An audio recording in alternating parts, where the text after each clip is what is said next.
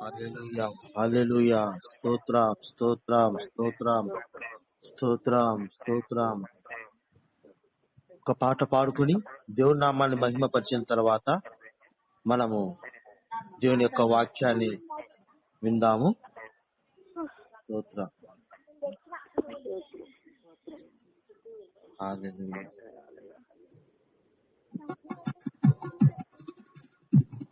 సియోనులో స్థిరమైన పునాది నీవు, సియోనులో స్థిరమైన పునాది నీవు, నీ మీదే నా జీవితము అమర్చుచున్నావు,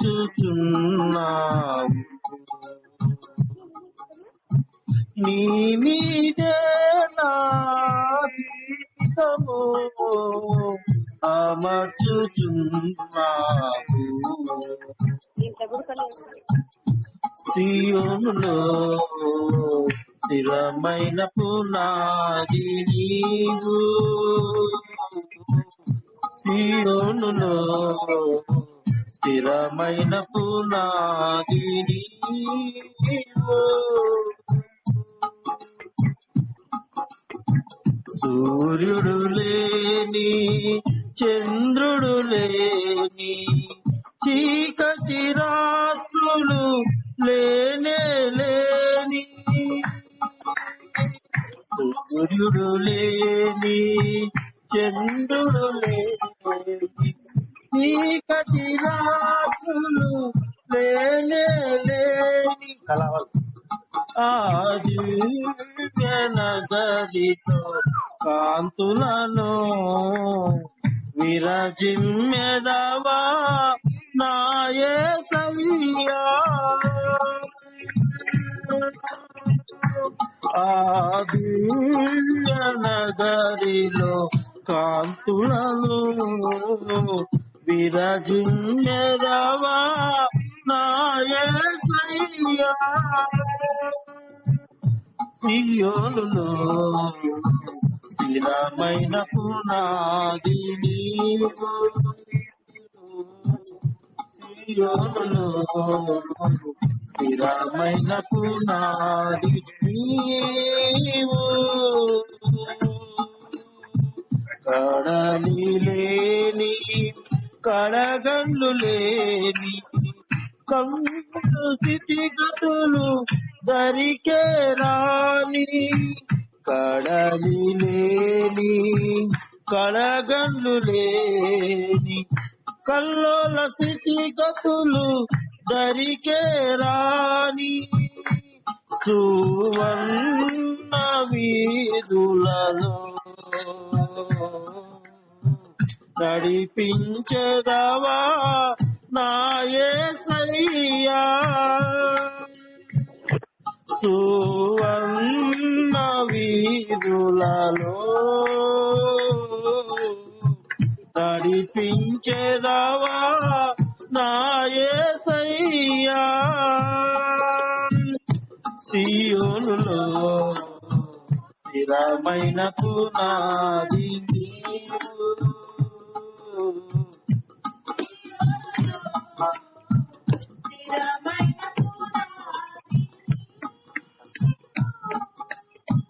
కలతలు లేని కన్నీరు లేని ఆకలి దప్పులు అసలే లేని, కలతలు లేని కన్నీరు లేని ఆకలి దప్పులు అసలే లేని, నీ శాశ్వత రాజ్యముకై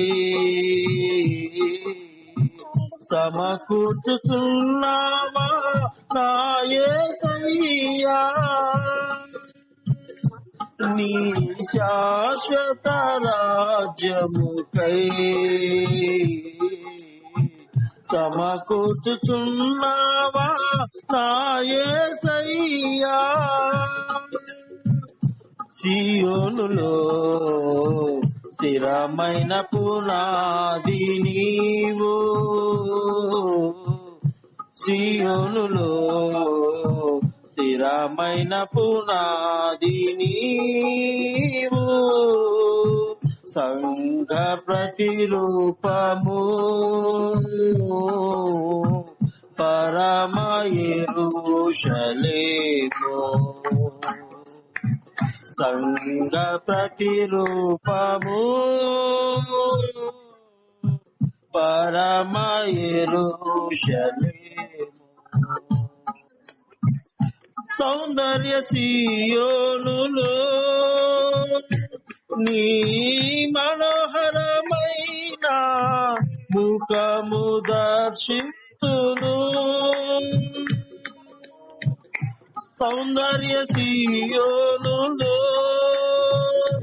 నీ మనోహరమైన ముఖము దర్శింతును, నీతోనే నా నివాసము నిత్యము ఆనందమే,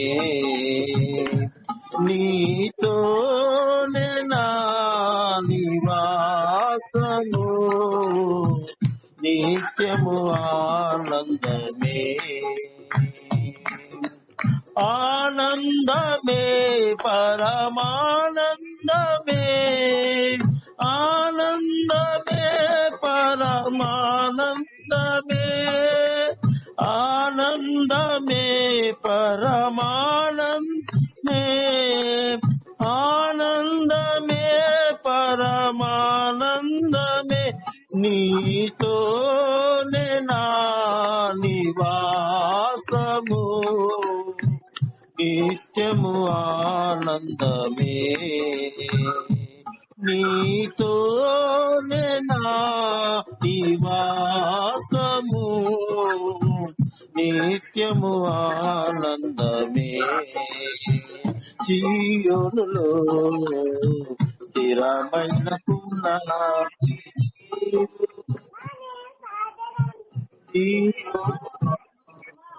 స్థిరమైన పునాది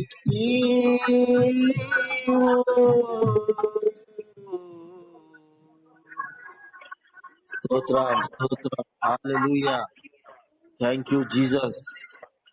కృపగలిగిన దేవ, దయగలిగిన తండ్రి, నీ మహా ప్రేమను బట్టి వందనములు, స్తోత్రములు ప్రవ్వా. నాయన మరి యొక్క మహాదినము ప్రవ్వా, నాయన ఈ వారమంతా కాపాడి ఆఖరి దినములోకి ప్రవ్వా మమ్మల్ని మీరు నడిపించి సజీవ లెక్కలు ఉంచినందుకు స్తోత్రాలు తండ్రి. ఇదిగో దేవా, ఈ రాత్రి వేళ ప్రవ్వా నీ జీవం కలిగినటువంటి సన్నిధిలోకి ప్రవ్వా నాయన మమ్మల్ని కాపాడేటువంటి నాయన మాకు ఆశ్రయము, మా దుర్గము, మా కేడము, మా రక్షణ, మా శృంగమైనటువంటి మీ సన్నిధిలో ప్రవ్వా నీ బిడ్డలముగా కూడుకునే భాగ్యాన్ని ఇచ్చినందుకు స్తోత్రాలు ప్రవ్వా. నీ సన్నిధిలోకి రాగలిగే భాగ్యాన్ని ఇచ్చినందుకు స్తోత్రాలు తండ్రి. ప్రవ్వా మా కుటుంబాలను మమ్మల్ని మీరు కాపాడుతూ ఉన్నందుకు వందనాలయ్యా. ఈ రాత్రి వేళ ప్రవ్వా నాయన నీ సన్నిధిలోకి వచ్చిండగా మాతో మీరు మాట్లాడండి నాయనా తండ్రి, మీరు మాతో మాట్లాడండి ప్రవ్వా. మాలో ఉన్న ప్రతి బలహీనతలను, ప్రతి భయాన్ని, ప్రతి కలవరమును నాయన, ప్రతి విచారమును యేసు క్రీస్తు నామములో కొట్టివేయమని కోరుతున్నాను ప్రవ్వా. నాయన ఆనందముతో నింపండి ప్రవ్వా, సంతోషముతో నింపండి తండ్రి, సమాధానముతో నింపండి ప్రవ్వా, శాంతితో నింపమని కోరుకుంటూ యేసయ్య పేరుతో అడుగుచున్నాను తండ్రి. ఆమేన్ ఆమేన్. దేవుని స్తోత్రం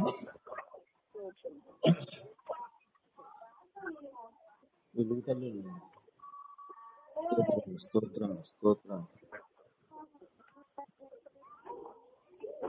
యూదా దేశపు ప్రజల పాపం వలన బబులోను వారు యెరూషలేమును జయించారు. బబులోను వారు ఈ యూదా దేశమును, యెరూషలేములో ఉన్నటువంటి ఆ దేవాలయాన్ని, ఎంతో ఉన్నతమైనటువంటి దేవుని నామానికి మహిమకరమైనటువంటి దేవాలయాన్ని నాశనము చేసి అందులోని సంపదను వారి వెంట బబులోనుకు తీసుకెళ్లారు. అంతేకాకుండా యూదాలోను, యెరూషలేములోను ఉన్న వ్యాపారులలో ప్రముఖులను, గొప్పవారిని, బలవంతులను, ప్రజలలో అనేకులను బబులోనులోని వివిధ ప్రాంతాలకు వారిని బలవంతముగా చెరకు తీసుకుని వెళ్ళారు. అక్కడ దేవుని ప్రవక్త అయినటువంటి ఇర్మియా ద్వారా ప్రవచన ప్రకారము 70 సంవత్సరములు వారి యొక్క బబులోను దేశంలో చెరకొనబడినారు.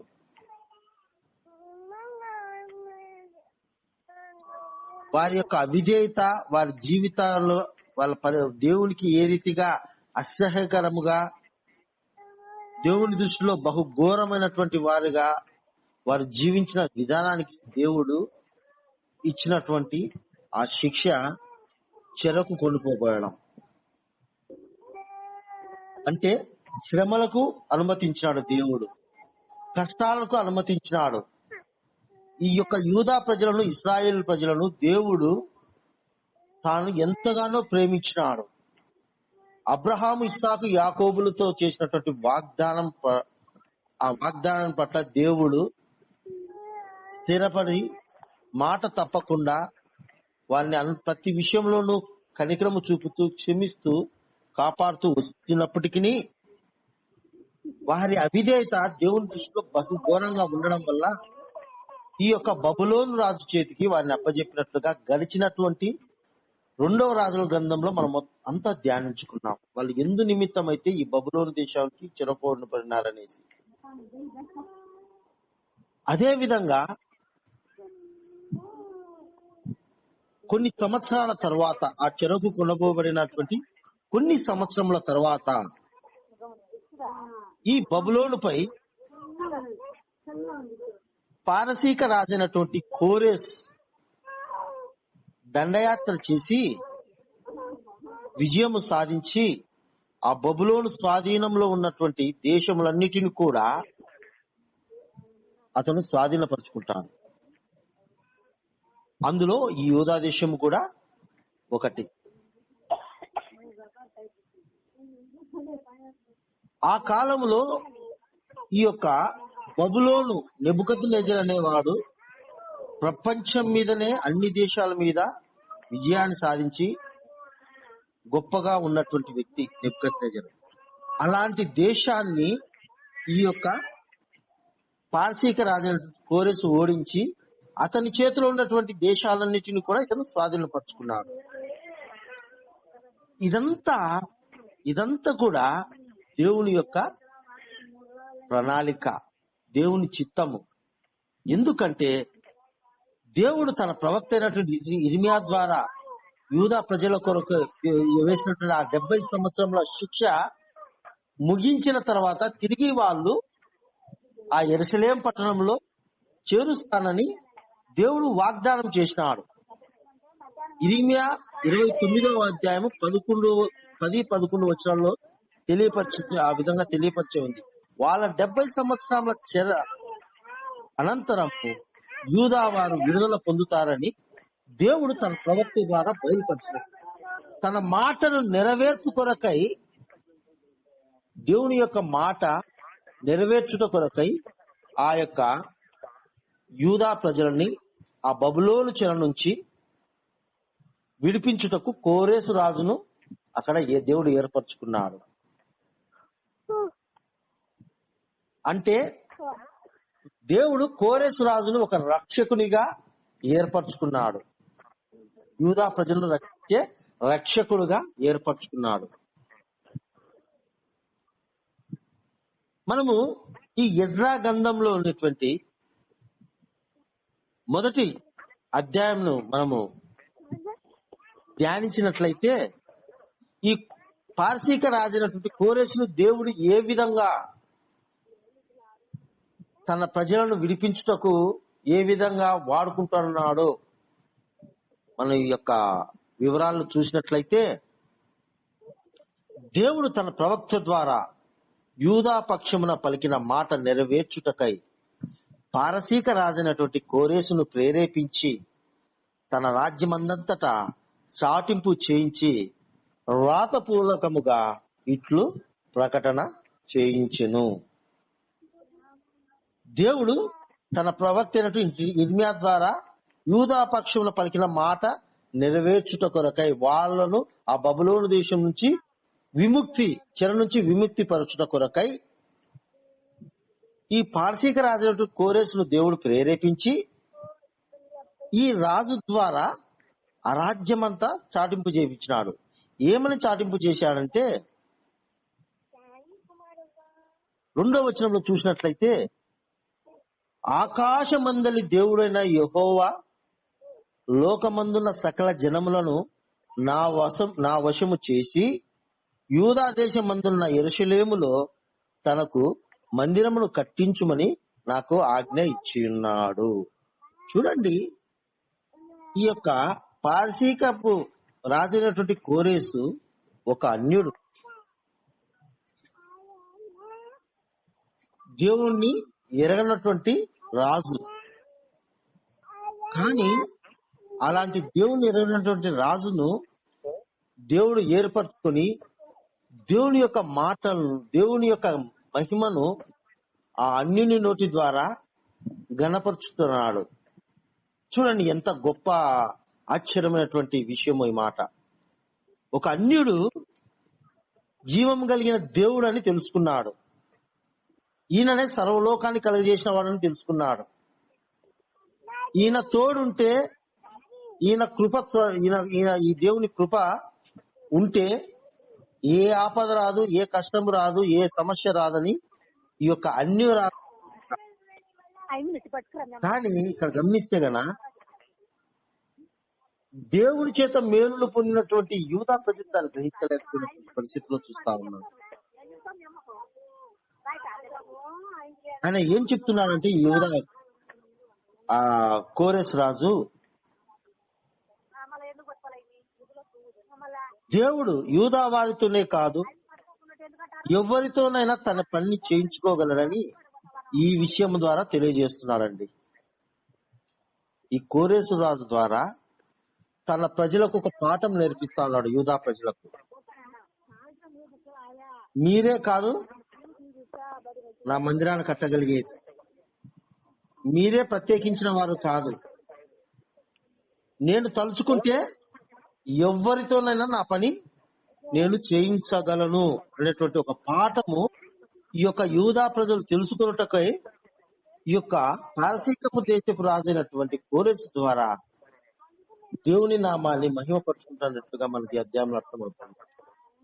మనం అనుకుంటా ఉండొచ్చు, నేనే క్రైస్తవునిలే, నేను దేవుని బిడ్డనులే, నా ప్రార్థనే ఆలకిస్తాడు, నా మొరే వింటాడు, దేవుడు నా పక్షానే ఉంటాడు అని మనం అయితే అనుకుంటా ఉంటాం.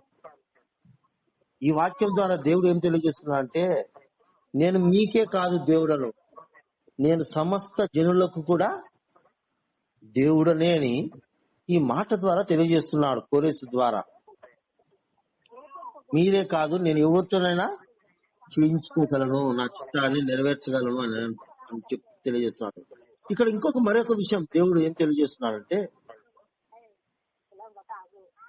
ఈ యూదా ప్రజలు గర్వించినారు, యూదాలు ఇశ్రాయేల్ ప్రజలు గర్వించినారు, మాకు మా దేశంలో గొప్ప ప్రతిష్టాత్మకమైనటువంటి గొప్ప మందిరం ఉందిలే, ఈ మందిరం ఉండడం వల్ల మా మీదకి ఏమి కాదులేని గర్వించినారు. వీరే కాదండి గర్వించింది, మనం గతాన్ని గమనించినట్లయితే ఏలి కుమారులైనటువంటి హోప్ని ఫినహాసులు కూడా ఆ ఫిలిస్తీయులు వీరి మీదికి యుద్ధానికి వచ్చినప్పుడు ఆ యుద్ధ రంగంలోనికి వాళ్ళు దేవుని మందసాన్ని తీసుకుని వెళ్తారు. దేవుని మందసం మాతో ఉంటే కాపాడబడతాంలే. దేవుడు లేకుండా దేవుని మందసము, దేవుని మందిరం కాపాడలేదండి. మనం అనుకుంటా ఉంటాం, మా దగ్గర ఇది పరిశుద్ధత ఉందిలే, ఇంత పవిత్రత ఉందిలే, మేము క్షేమకరమైనటువంటి ప్రాంతంలో అని అనుకుంటా ఉంటాం. కానీ మనం అనుకోవాల్సింది ఏమంటే, మన మధ్య దేవుడు ఉన్నాడా, మనతో దేవుడు ఉన్నాడా, మనం దేవుణ్ణి కలిగి ఉన్నామా అనేది మనము ప్రశ్నించుకోవాలా. ఈ ఇశ్రాయేలీయులు గర్వించినారండి. మా దగ్గర దేవుని మందసం ఉంది, దేవుని సన్నిధి మాతో ఉంది, మమ్మల్ని ఎవరు ఏమి చేసుకోలేరు, మేము ఎవరినైనా కానీ ఆ యొక్క మందసం ద్వారా మేము జయించగలము అని గర్వించినారు. గర్వించి ఆ హోప్ని ఫిన్హాస్ వాళ్ళు ఆ మందసాన్ని అక్కడ తీసుకెళ్తే ఏం చేశారు? ఆ ఫిలిష్తీయులు ఆ మందసాన్ని ఎత్తుకొని వాళ్ళ దేశంలోకి వెళ్ళిపోయినారు, వీళ్ళందరినీ చంపేసి. ఏ ఆయిలు ఏ దైవసేవకులు ప్రార్థించిన ఆయిలు కాపాడదండి, జ్ఞాపకం ఉంచుకోండి. ఏ దైవసేవకుడు ప్రార్థించినా ఆయిలు కాపాడదు, ఏ దైవసేవకుడు ఇచ్చిన కర్చీపులు కాపాడవు, ఏ దైవసేవకుడు ప్రార్థించి ఇచ్చినటువంటి మంత్రి ఇచ్చినటువంటి ఏవి కూడా కాపాడవు. ఏ విధంగా మనం కాపాడబడతామంటే దేవుని మాత్రమే ఎవరైతే కలిగి ఉంటారో వారు మాత్రమే కాపాడబడతారు అనేటువంటి విషయాన్ని ఈ వాక్యం ద్వారా తెలియజేస్తా ఉన్నాడు. ఈ ఇశ్రాయేలు ప్రజలు మా దగ్గర మందసం ఉందిలే, మా దేశంలో దేవుని గొప్ప మందిరం ఉందిలే అని గర్వాంధులై విరవీగి భయంకరమైనటువంటి పాపములు చేస్తా వచ్చినారు. అందుకే దేవుడు వీళ్ళ గర్వాన్ని అణిచివేసేటట్లుగా ఆనాడు ఆ ఫిలిస్తీన్ల దేశానికి మందసం కొనిపోయినట్టుగా చేసినాడు. రెండవ మారు వీళ్ళు ఏ మందిరాన్ని అయితే గొప్పగా ఊహించుకుంటున్నారో ఆ మందిరాన్ని పాడైన దిబ్బగా దేవుడు మారేటట్టుగా అనుమతించాడండి. ఈ విషయం ద్వారా మనం గమనించాల్సింది, దేవుని యొక్క మందిరంలోను మందసాలలోను ఆయిల్ ప్రార్థన చేసిన ఆయిల్లోను కర్చీపులలో కానీ దేవుడు ఉండాడండి. మన హృదయంలో దేవుడు ఉండాల, అప్పుడే మన ప్రార్థించే ప్రార్థనలు నెరవేరుతాయి. తర్వాత కోరెషు రాజు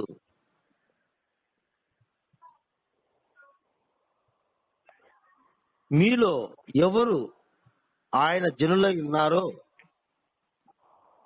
వారు ఈ విధంగా ప్రకటిస్తున్నాడు. కోరెషు రాజు మీలో ఎవరు ఆయన జనులై ఉన్నారో వారు యూదా దేశమందున్న యెరూషలేమునకు బయలుదేరి యెరూషలేములోని దేవుని మందిరమును కట్టింపవలెను, వారి దేవుడు వారికి తోడై ఉండును గాక. చూడండి, ఈ మాట ఏం తెలియజేస్తున్నాడంటే, ఇదిగో యూదా ప్రజలారా, ఆ సర్వశక్తి కలిగిన దేవుడు, సర్వోన్నతుడైన దేవుడు, సర్వాధికారి దేవుడు యెరూషలేము మందిరమును కట్టించుటకు నన్ను ప్రేరేపించినాడు. మీ పాడైన మందిరాన్ని కట్టించుటకు నన్ను ఒక అన్యులైనటువంటి నన్ను, ఏ సంబంధం లేనటువంటి నన్ను దేవుడు ఏర్పరచుకున్నాడు. కనుక ఇదిగో మీరు ఎవరైతే మా దేవుడని ఆయన కలిగి ఉన్నారో, ఎవరు ఆయన జనులై ఉన్నారో, మీరు యెరూషలేముకు బయలుదేరి వెళ్ళండి, యెరూషలేములోని మందిరమును కట్టండి, ఆ వెళ్లే వారికి దేవుడు తోడుగా ఉంటాను అంటున్నాడు. ఈ వాక్యాన్ని నేను ధ్యానించేటప్పుడు నాకు పరిశుద్ధాత్మ దేవుడు కొన్ని విషయాలు తెలియపరిచినాడు. ఇది మనకు సంబంధించిన విధంగా. ఈ యూదా దేశము లాగానే మనమందరం కూడా దేవుని దృష్టిలో అవిధేయులై చెడిపోయిన వారంగా ఉంటుంది.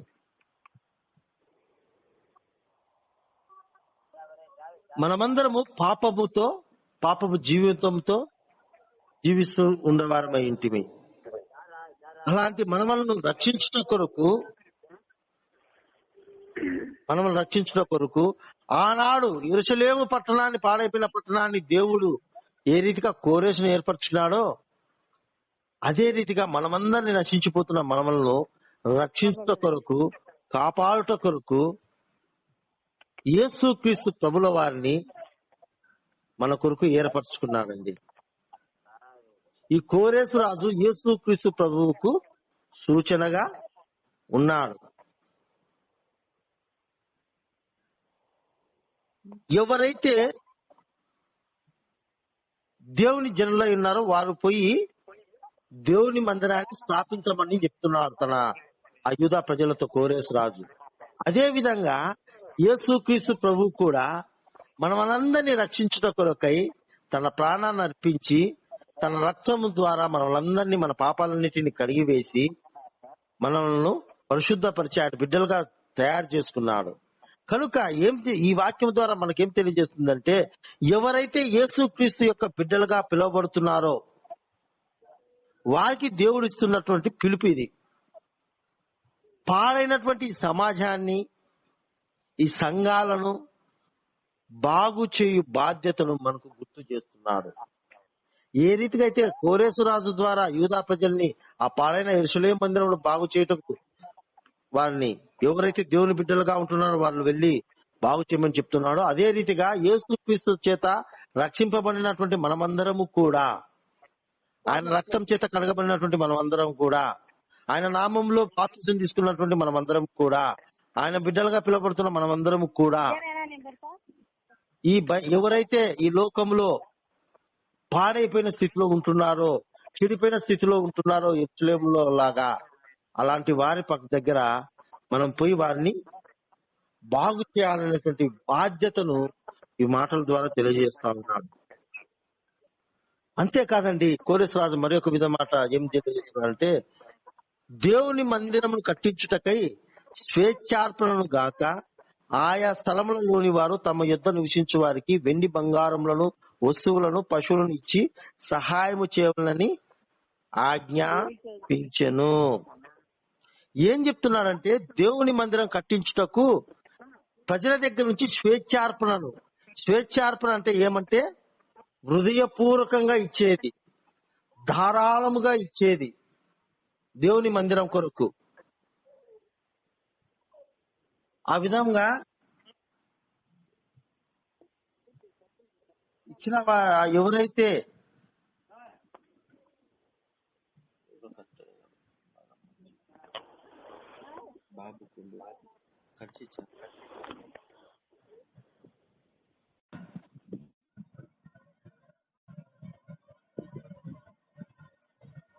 హలో హలో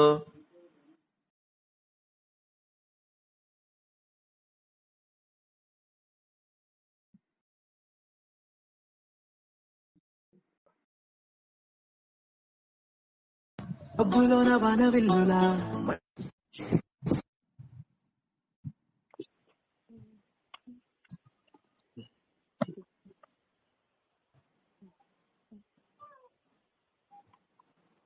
ఈ యొక్క దేవుని సేవ నిమిత్తమై ప్రజల దగ్గర నుంచి స్వేచ్ఛార్పణను తీసుకురమ్మని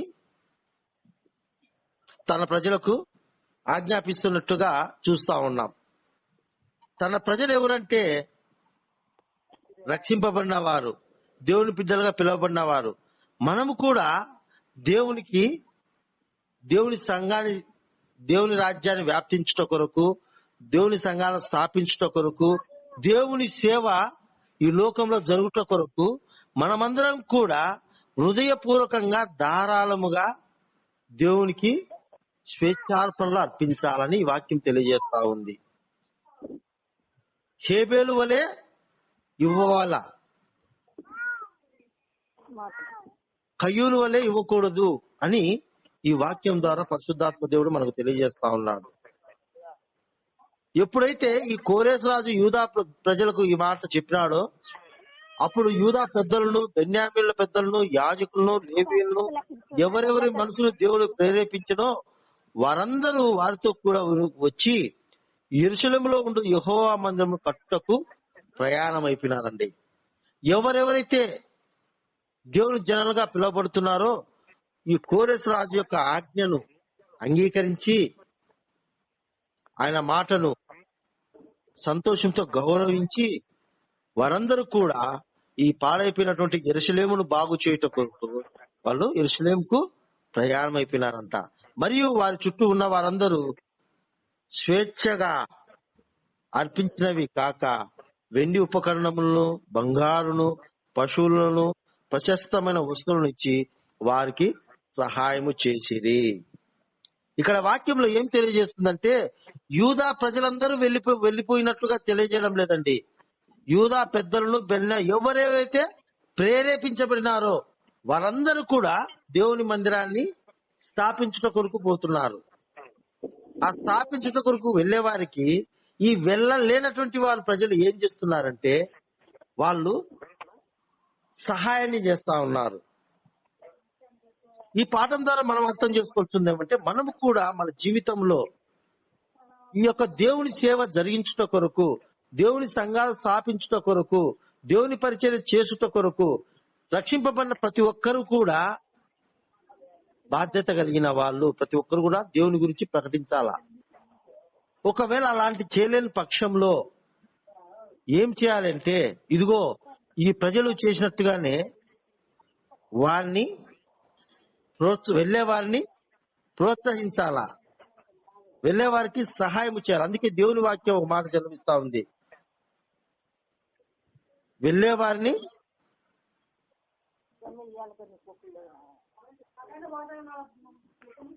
మీరు వెళ్ళలేకపోతే వెళ్ళలేని వారిని వెళ్లే వారిని పంపండి.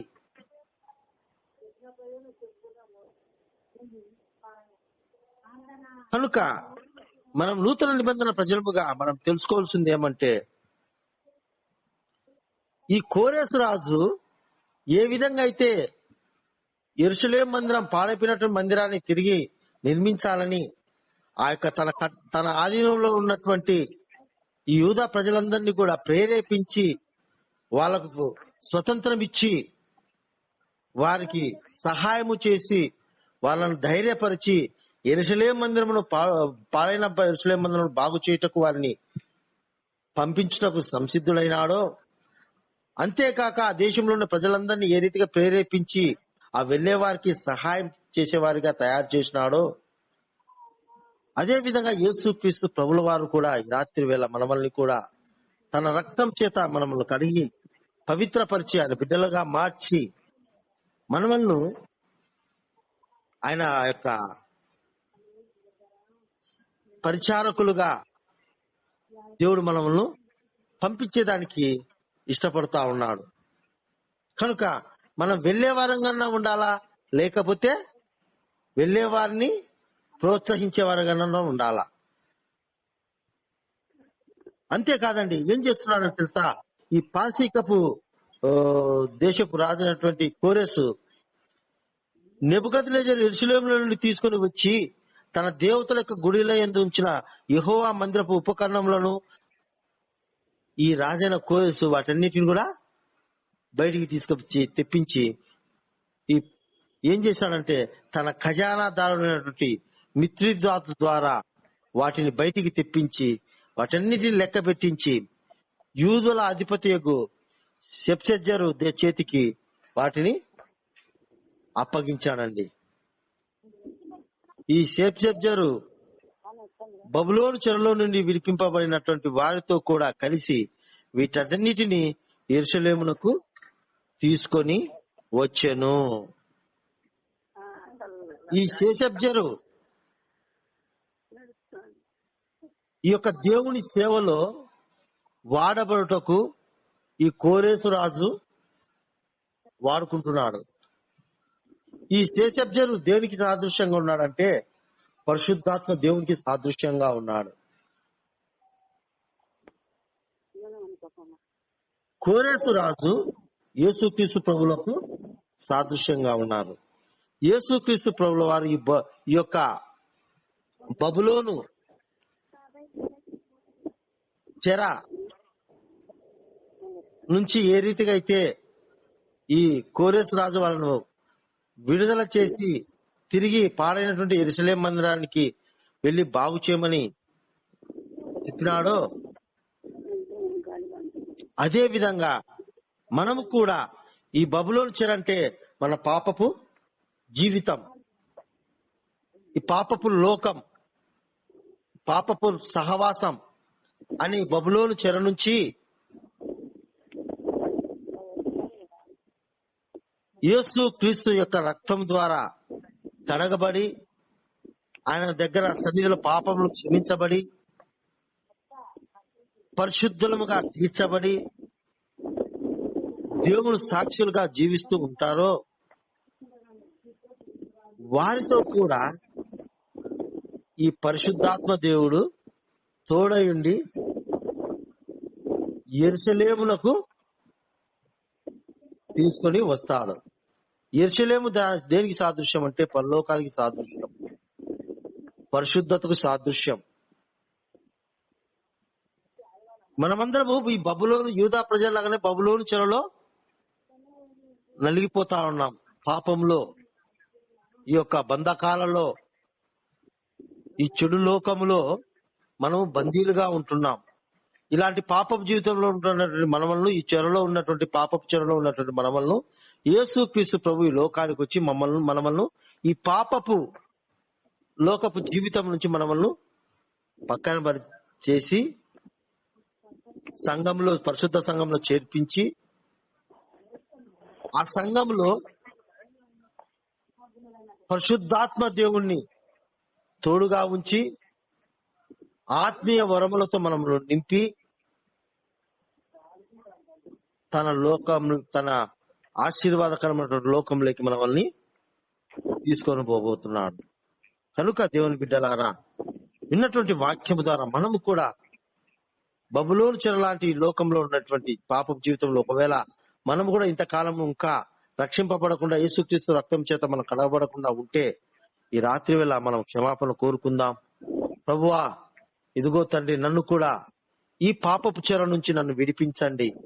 యేసుక్రీస్తు యొక్క రక్తం చేత నన్ను విమోచించి ఈ యొక్క పరిశుద్ధాత్ముని యొక్క సహాయముతో నన్ను కూడా ఈ లోకంలో సాక్షిగా, ఈ లోకంలో నీ యొక్క సేవలో, నీ పరిచారకులో నన్ను ఒక భాగస్తునిగా వాడుకోమని మనం దేవుని సన్నిధిలో ప్రాధేయపడి